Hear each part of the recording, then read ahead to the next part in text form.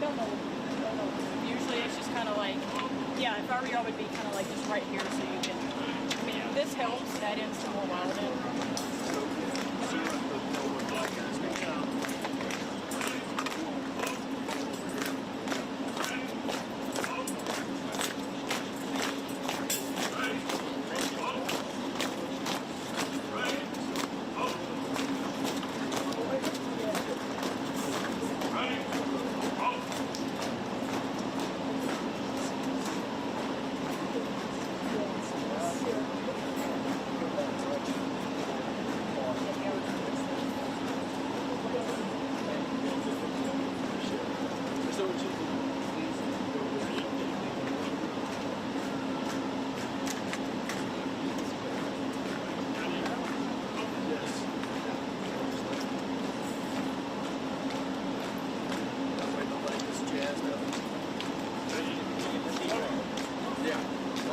That's the Delaware guy is down over there. Hopefully the nice Delaware guy. Ready? That's my ready.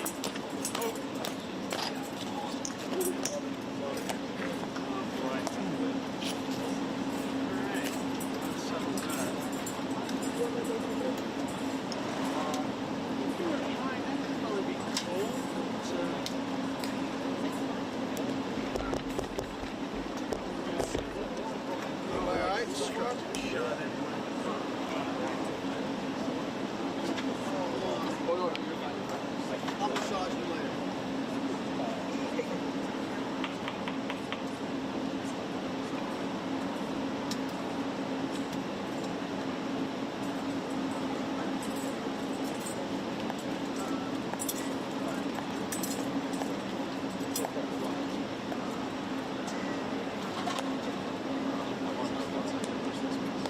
It's our mantra all day, every day.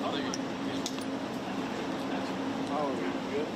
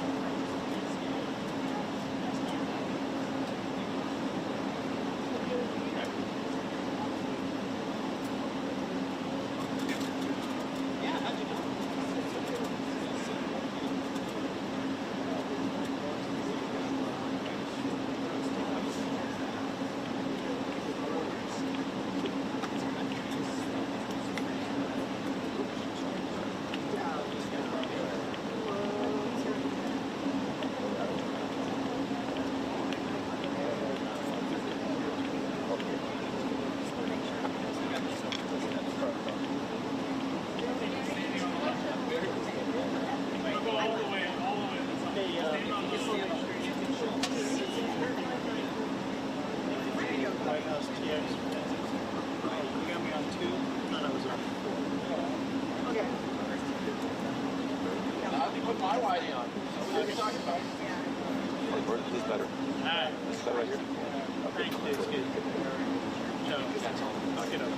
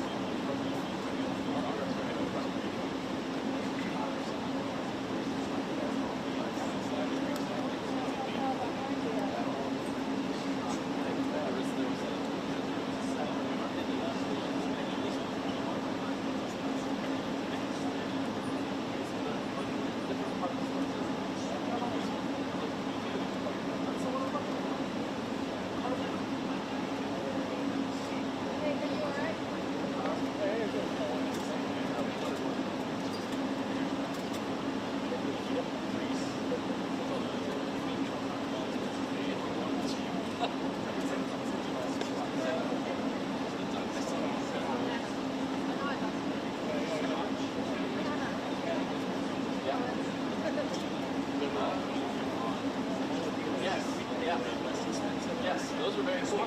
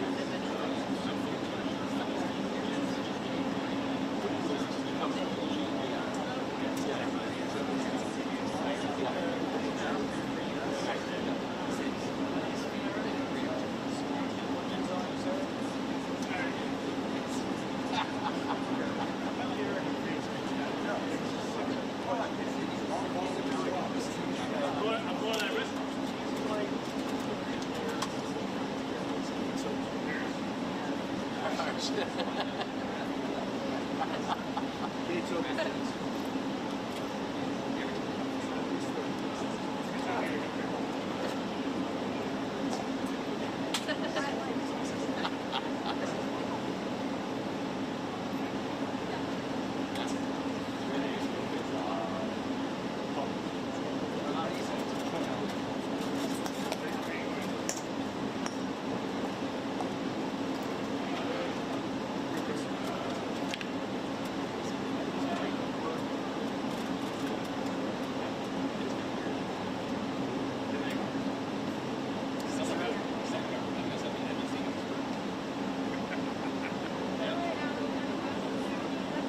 Win, is that where you're going to be?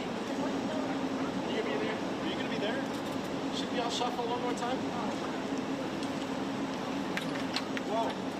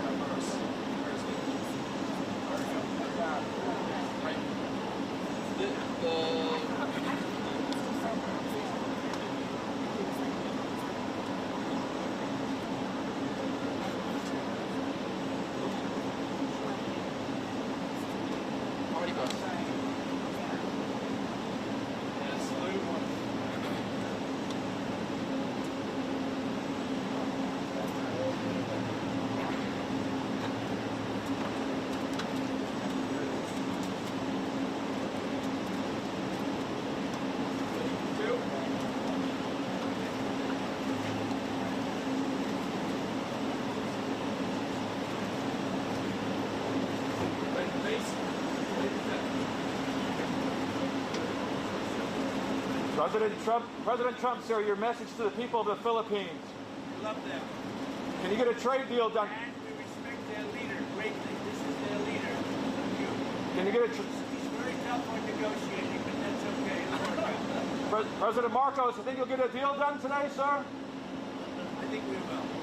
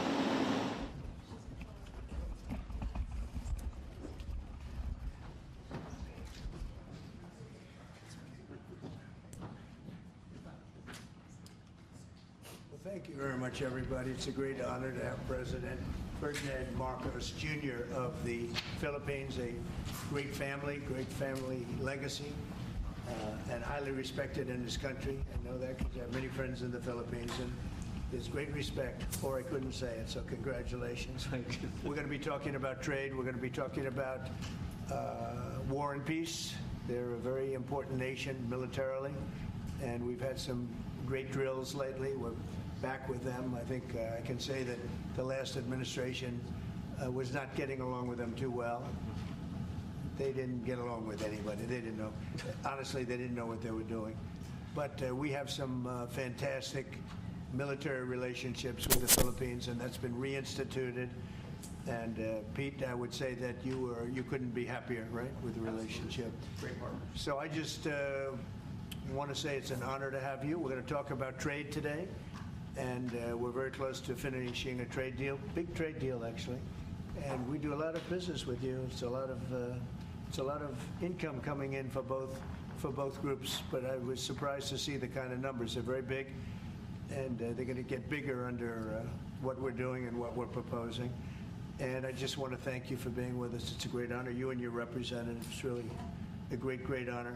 We have a big announcement. AstraZeneca, the big drug company, is going to spend $50 billion, just announced $50 billion in the United States in order to build various places all over the country, big manufacturing plants, pharmaceutical plants all over the country. So that's an honor.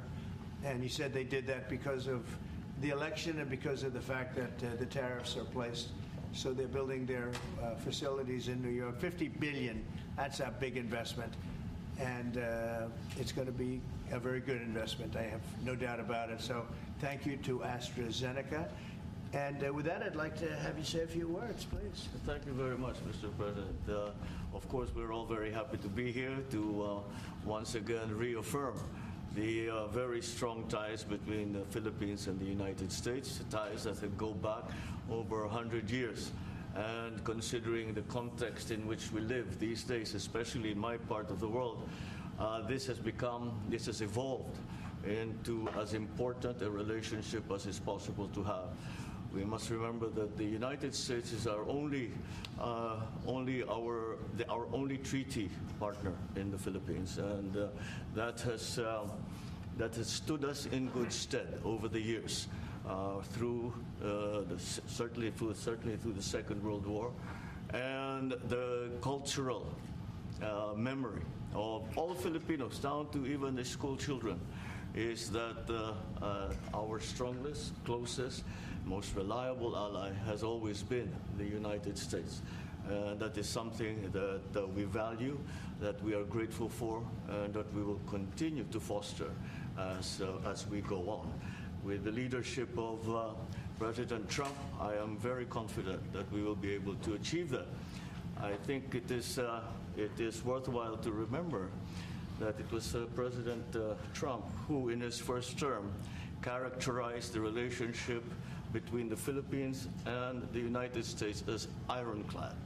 And that has been necessarily the case since that time that you made that statement, sir.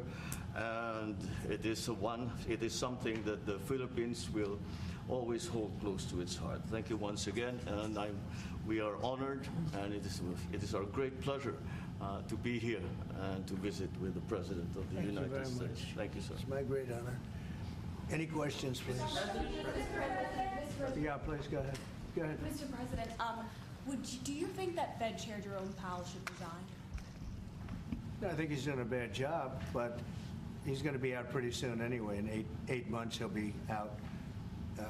But I call him too late. He's too late all the time. He should have lowered interest rates many times. Europe lowered their rate 10 times. We lowered ours none. And it's causing a problem for people that want to buy a home. Look, our economy is so strong now, we're blowing through everything. We're setting records. You know that. You see that. And whether it's the Philippines or anyone else, we're setting records at levels that nobody's ever seen before. But you know what? People aren't able to buy a house because this guy is a numbskull. He keeps the rates too high, and probably doing it for political reasons. The only time I remember him cutting rates, I mean, he cut the rates just before the election to try and help Kamala or whoever he was trying to help. He probably didn't know. And he's building a building. He's $2.7 billion. They have a $900 million overrun. What is that? And that was given by Biden. That was another Biden deal. And this guy's building this building that's severely overrun. And what does he need the building for? Why does he need space for more people?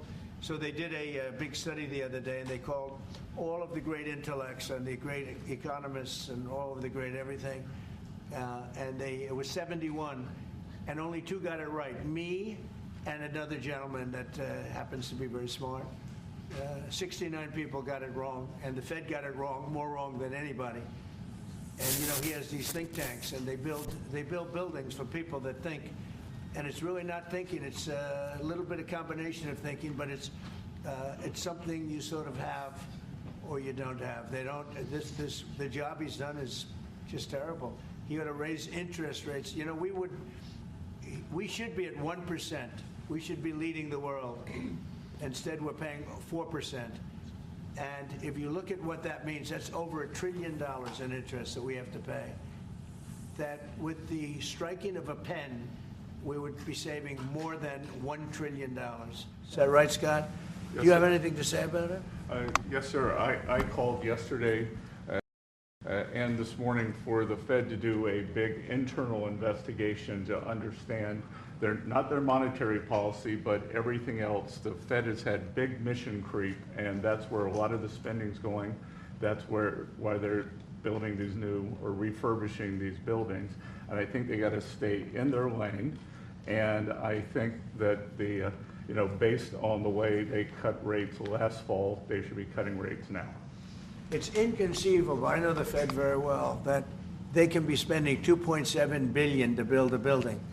They don't do anything. It's the greatest job. You show up one day, a half a day, you make a little speech, the economy's doing well, the economy's not doing well, we're going to raise interest. And he's got it wrong. That's why I call him too late, T-O-O, too late. And it's really too bad.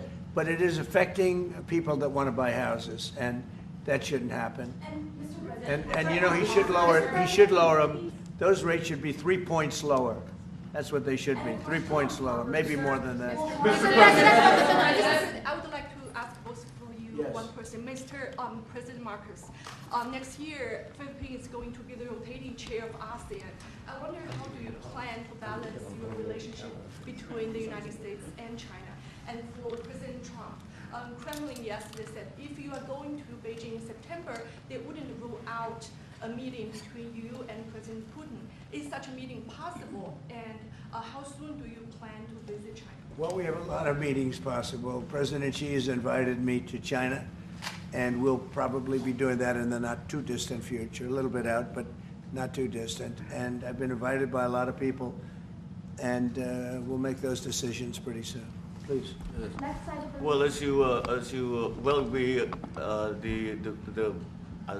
say, we are chairing ASEAN for 2026. There is no need, in a sense, to balance, as you characterize it, to balance our relationship between the United States and China, simply because our foreign policy is an independent one, and we are essentially concerned with the defense of our territory and the exercise of our sovereign rights. Now, whether we do this not alone, we need to do this with our partners. And again, our strongest partner has always been the United States. But of course, we are trying to form coalitions and multilateral relations so that those like-minded nations who share the same values as we do, who hew to international law, most specifically the UNCLOS, present that position very clearly to anyone who has intentions of unilaterally changing the world order, and that is how we are guided in that. And I don't mind if he gets along with China, because we're getting along with China very well. We have a very good relationship. In fact, the magnets, which is a little complex piece of material, but the magnets are coming out, very well. They're sending them in record numbers. we're getting along with China very well, and I don't mind if the president dealt with China, if that's meant, because I think he has to do what's right for his country. I've always said, make the Philippines great again. Do whatever you need to do, but you're dealing with China wouldn't bother me at all. No, well, now it is something that we have to do in any case, Yeah. and certainly that. What are your comments to the Mr. Philippines? President, do you support the Justice Department seeking a new interview with Ghislaine Maxwell? And do you urge the Attorney General to seek? I don't know anything about it. They're going to what? Meet her? Your Deputy Attorney General has reached out to Ghislaine Maxwell's attorney asking for a new interview. Yeah, I don't know about it, but I think it's something that sounds appropriate to do, yeah. Do you have any concern that your Deputy Attorney General, as your former attorney, would be conducting the interview, given? No, I have no concern. He's a very talented person. He's very smart. I didn't know that they were going to do it. I don't really follow that too much. It's sort of a witch hunt, just a continuation of the witch hunt. The witch hunt that you should be talking about is they caught President Obama absolutely cold, Tulsi Gabbard. What they did to this country in 2016, starting in 2016, but all the way going up to 2020 in the election, they tried to rig the election, and they got caught. And there should be very severe consequences for that. When we caught Hillary Clinton, I said, you know what? Let's not go too far here. It's the ex-wife of a president, and I thought it was sort of terrible. And I let her off the hook, and I'm very happy I did. But it's time to start, after what they did to me, and whether it's right or wrong, it's time to go after people. Obama's been caught directly. So people say, oh, a group. It's not a group. It's Obama. His orders are on the paper. The papers are signed. The papers came right out of their office. They sent everything to be highly classified. Well, the highly classified's been released. And what they did in 2016 and in 2020 is very criminal. It's criminal at the highest level.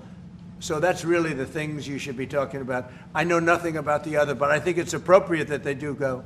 May I ask you about that, Mr. President? Yeah. Tulsi Gabbard has submitted a criminal referral to the Department of Justice. From your perspective, who should the DOJ target as part of their investigation? What specific figures in the Obama administration? Well, based on what I read, and I read pretty much what you read, it would be President Obama. He started it. And Biden was there with him, and Comey was there, and Clapper. The whole group was there. Brennan, they were all there in a room. Right here, this was the room. This is much more beautiful than it was then, but that's okay. I have nice pictures up. They came out of the vaults. They were in there for 100 years. This is much more beautiful. We have the Declaration of Independence now in the room, which wasn't here. I guess people didn't feel too good about putting it here, but I do. But you know what? If you look at those papers, they have them stone cold, and it was President Obama. It wasn't lots of people all over the place. It was them too. But the leader of the gang was President Obama, Barack Hussein Obama. Have you heard of him? And except for the fact that he gets shielded by the press for his entire life, that's the one look, he's guilty. It's not a question. I like to say, let's give it time. It's there. He's guilty. This was treason. This was every word you can think of. They tried to steal the election. They tried to obfuscate the election. They did things that nobody's ever even imagined, even in other countries. You've seen some pretty rough countries. This man has seen some pretty rough countries, but you've never seen anything like that. And we have all of the documents.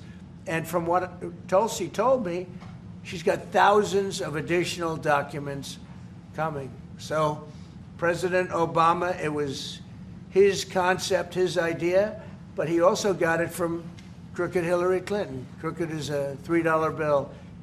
Hillary Clinton and her group, the Democrats, spent $12 million to Christopher Steele to write up a report that was a total fake report. Took 2 years to figure that out, but it came out that it was a total fake report. It was made up fiction.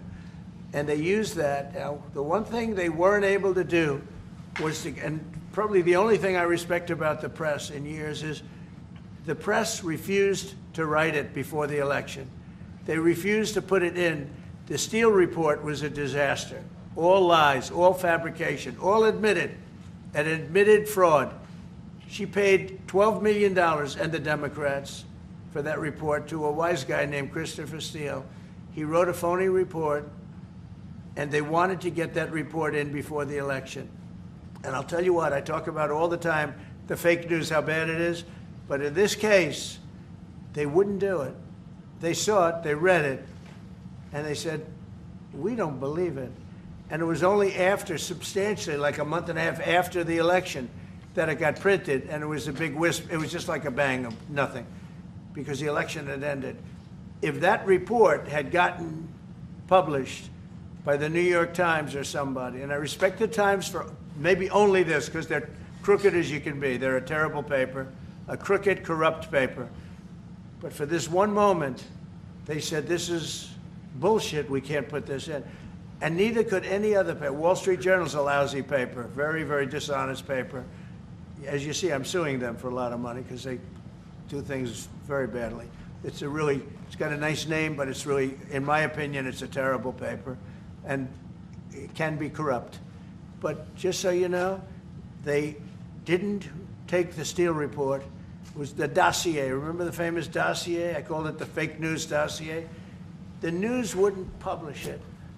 And I'm amazed. They had 2.5 months. It was finished. 2.5 months. That was supposed to be what was going to happen. And it got published a couple of months after the election. And frankly, nobody cared too much about it. But that was a big thing. No, we caught Hillary Clinton. We caught Barack Hussein Obama. They're the ones. And then you have many, many people under them. Susan Rice. They're all there. The names are all there. And I guess they figured they're going to put this in classified information and nobody will ever see it again, but it doesn't work that way. And it's the most unbelievable thing I think I've ever read. So you ought to take a look at that and stop talking about nonsense, because this is big stuff. Never has a thing like this happened in the history of our country. And by the way, it morphed into the 2020 race. And the 2020 race was rigged, and it was a rigged election. And because it was rigged, we have millions of people in our country. We had inflation. We solved the inflation problem. But millions and millions of people came into our country because of that. And people that shouldn't have been, people from gangs and from jails and from mental institutions, people that we don't want in our country, and people that we're getting out, dangerous people. 11,888 murderers, many of them, 50%, more than 50%, murdered more than one person. I hate to say this with such a distinguished guest, but you know, they asked me a question. I got to answer the question. No, Barack Hussein Obama is the ringleader. Hillary Clinton was right there with him, and so was Sleepy Joe Biden, and so were the rest of them. Comey, Clapper, the whole group.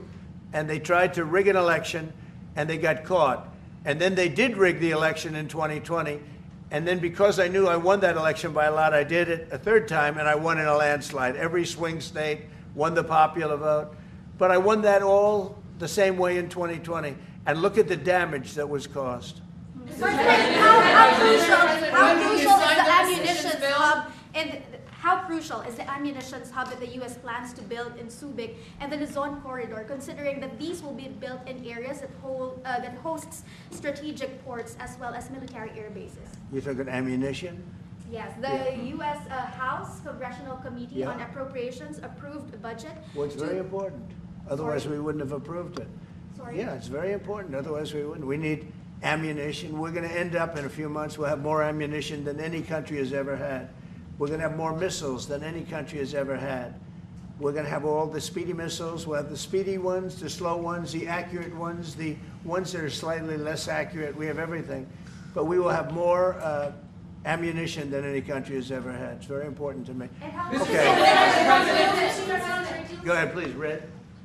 Sir, when you say that you're close to making a trade deal, what gaps remain? And for President Marcos, sir, I was just wondering, do you not think that perhaps the Philippines hosting U.S. missile systems could be considered escalatory by China, especially because they can strike even from China? Thank you. Well, it's an honor to be with this gentleman. You know, I've known him, and I've known his family, actually, but I've known him. And I assume you're from the Philippines? Are you from the Philippines? Yes, sir. That's good. You're very lucky to be from the Philippines, right? It's a great place. But we're going to have a very good relationship. I mean, I know you had some problems with another president, and it was not your fault. It was the president's fault. And the country was maybe tilting toward China, but we untilted it very, very quickly. But you know, you had a country that was tilting toward China for a period of time, and I just don't think that would have been good for you. You can deal with China, you should deal with China, but when I got elected, everything changed, and they came right back to us. Say it again? Yeah, Brian, go ahead. Oh, Mr. President, I just wanted to piggyback off the Sorry, I have a housing. question to President Marcos. Yes. I'm sorry, what was the question again? It was about whether having U.S. missiles hosted in the Philippines could be considered escalatory by China. All of what we consider part of the modernization of the Philippine military is really as a response to the circumstances that surround the situation around the South China Sea, and now what we used to refer to as Asia Pacific, which we have expanded now to the Indo-Pacific. And if we would certainly, like in any kind of military spending, we would wish that it wasn't necessary, but it is. And so that is what we are doing. And as an adjunct to the question about the ammunition production, this is actually the United States is assisting the Philippines in what we call our self-reliance defense program, which is to allow us to be self-reliant and to be able to stand our own 2 feet, whatever the circumstances that occur in the future. And that the reason that we have encouraged more interaction with the United States is because it is necessary. And it is not just with the United States. It is with all our neighboring countries, and even countries as far afield as the Scandinavian countries, the EU. And so this is an ongoing process. And again, I will stress the point that we do this because we feel it is necessary. And don't forget, just as tantamount to what you're asking, the Philippines were loaded up with ISIS and a lot of terrorists, and they were at very, very dangerous point. And during my administration, we went in and we wiped them out, working with the Philippines, but we wiped them out.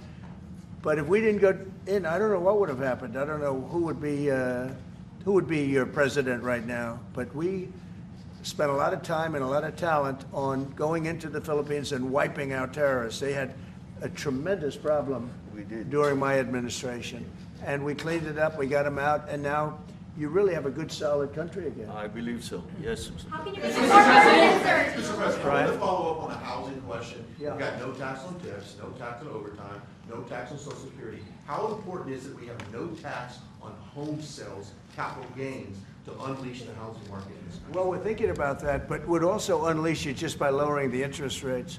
If the Fed would lower the rates, we wouldn't even have to do that. But we are thinking about no tax on capital gains on houses. And I'm very impressed that you asked that question, because nobody knew that. Well, how did you find that out? That's very... I wonder why there's somebody I'm very close to. There's a leaker. There's a leaker. I've also got a question. I find it a very interesting world that we know more about 2 people at a Coldplay concert just hours after that viral video than we know of Thomas Crooks 1 year after attempting to assassinate you.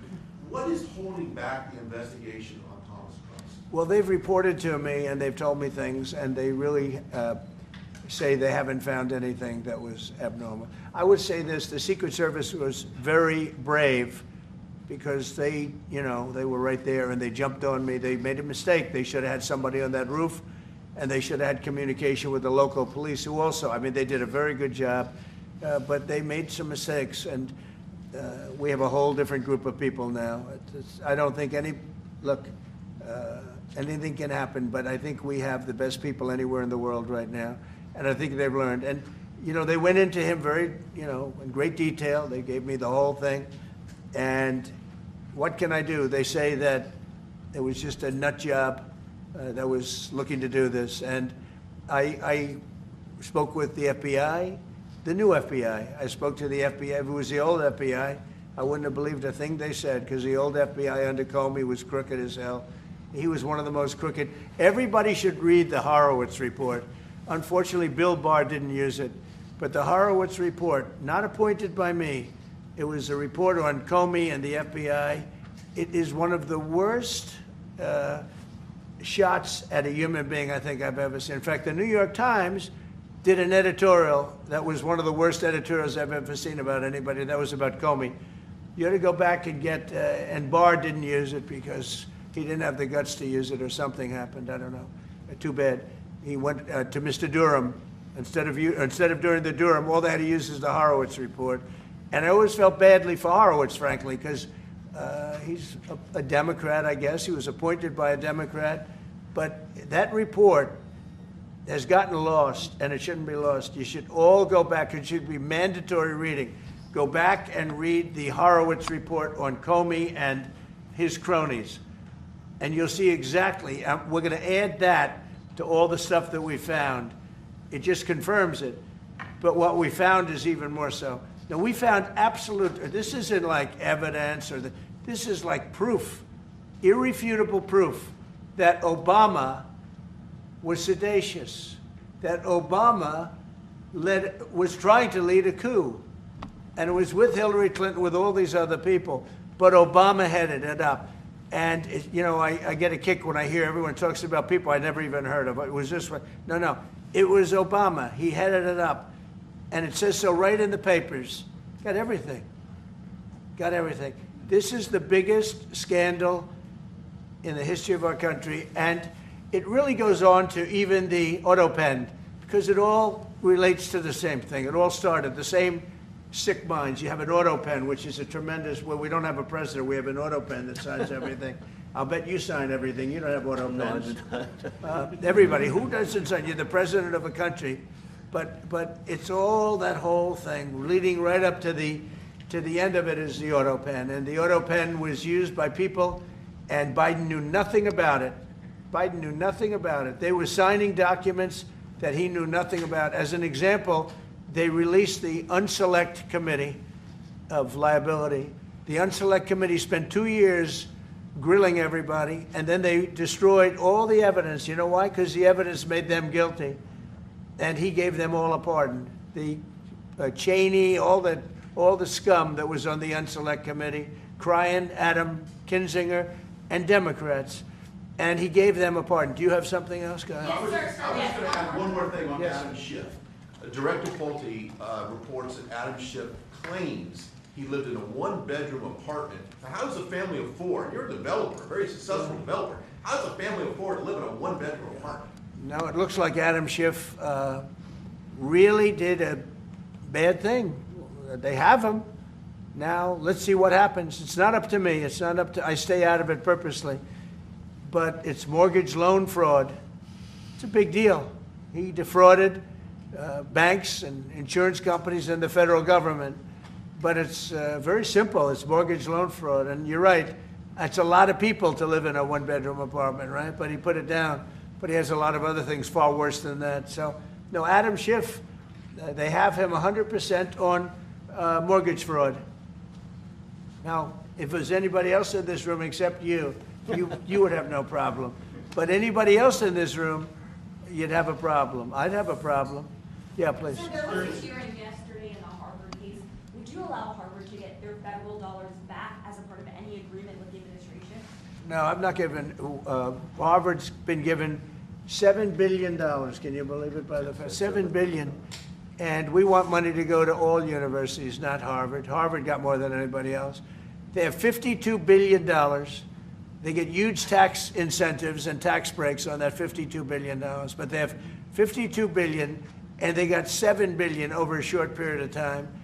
And we have a very hostile judge appointed by Barack Hussein Obama, a very, very hostile judge who knows exactly right from wrong, but we expect to win it on appeal. She hasn't given a decision yet, but she's very hostile, and she was put by Barack Hussein Obama, And generally speaking, anybody that does that, we're going to have problems with. So we don't expect to have. We won the case yesterday. Anybody that was there, that was a neutral, would say we easily won the case. But a lot of the case, and a big part of it's going to be how much money Harvard gets in the future.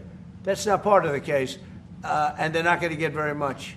Mr. President, where are we in terms of negotiating about the reciprocal tariff? How far are we With who? from With the Philippines? Yes, Oh. sir. How far Are you we from the Philippines? Yes, sir. I'm Good. from the Philippines. How far are we from achieving? Well, it's tough. He's a very tough negotiator. So far, we're not there because he's negotiating too tough. In fact, I used to like him better than I do now. He's too tough. But we'll probably agree to something. But he's strong, a strong negotiator. He loves your country. Mr. President, Mr. President, When are you coming to the Philippines, sir? You talked a lot about the severe consequences that those who were involved in the Russia hoax must face. In your view, sir, what are the next steps now that these documents are out there in Tulsi Gabbard? Well, the Justice Department would have to act. And we have a very competent, very good, very loyal to our country person in Pam Bondi, very respected. And it's going to be her decision. Just a follow-up to that, sir. Kristi Noem was in New York City visiting an off-duty CBP officer who was allegedly shot this weekend by an illegal alien who came into the country during the previous administration. Right. What is your message to any local leaders who continue to push sanctuary city policies after this nearly tragic incident? So the only thing I don't understand, because you like to understand things and we're all smart people and all, but why would they allow 21 million people into our country, unvetted, unchecked? You don't allow it. You wouldn't allow people then. He's tough. No, the country's run properly. Biden and his group of thugs, and I don't think it was Biden, I think it was the people that surrounded that beautiful Resolute desk right behind you. They allowed 21 million people, probably much more than that, and many of them came from jails and gangs and drug dealers and mental institutions, insane asylums. Many of them are very sick. 21 million, probably 25 million, probably even more than that. And we're getting them out. Many were murderers, as I said. They killed people. Many killed more than one person. Stone cold murderers. I don't understand why they would have allowed that. There's only two reasons. The vote, because they want voters. That's one reason. I don't think they would have done it for that because they cheat. You know, they're so good at cheating, they don't need that. But the vote, and the second reason is they hate our country. I think they hate our country. I actually do. And it's the biggest problem. I mean, much of our time is spent with, you know, we have the strongest border anywhere in the world now. Maybe even stronger than your border, if you can believe it. We have no people came in last month, zero, which is pretty amazing. I'm not even sure I can believe that. But liberals are the ones that do that calculation. So, but we had no people come in. A year ago, we had hundreds of thousands of people come in. Hundreds of thousands of people. And they flowed in. And if it wasn't for the election, it would have been millions of people came in last year. So millions of people prior to election time, they allowed millions and millions of people to come into our, I mean, you saw it. They'd open the gates. If you took an Alabama-LSU football game that holds 128,000 people, I was there, 128,000 people, and I liked them and they liked me. But if you took that and doubled it, that's what used to flow into our country on a daily basis. It's not even believable. And we're getting them out, and we're starting with the worst ones. And we had a man shot yesterday, a police officer who's a great gentleman, shot right here in the throat. Probably won't be able to speak again. But he was brave, and he shot the other guy, and they ended up getting him. And you saw the scene where his friend took him to a hospital and dumped him down on the sidewalk. The whole thing was crazy. But why would anybody do to our country what these Democrats have done? And honestly, we can never forget it. We can never forget it. What they have done, the damage that they've done to America is very, very sad. Thank you very much, everybody. Thank you, Fred, for heading out. Heading out right today. Thank you, Fred, for moving. Let's go. Thank you, Fred. Come on, sir. Move towards the door. Thank you, Fred. Thank you, Fred. How's your health? Thank you. Thank you. Come on. How's your health? Let's go, guys. Thank you. Work on the trade deal. Thanks, guys. Keep going. Really take to work on the trade deal. Thanks, guys. Let's go. very much.